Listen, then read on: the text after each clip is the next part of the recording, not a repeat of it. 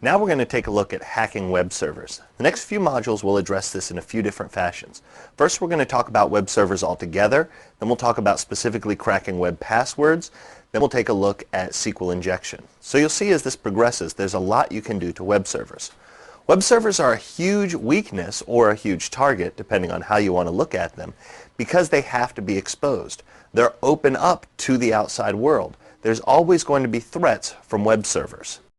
So what we want to do, we want to take a look at what web servers are, how they work, some popular web servers and some past vulnerabilities.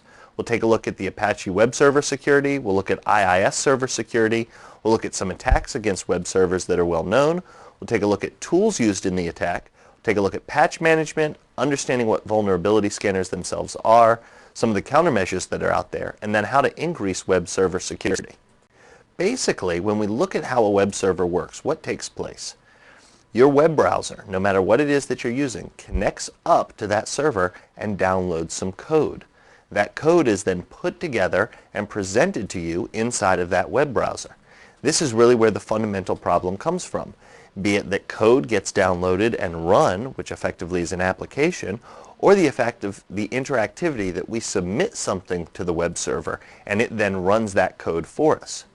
Potentially what we look at is the way that we could add something that is inappropriate, or we can have something on the web server that gets downloaded that is inappropriate.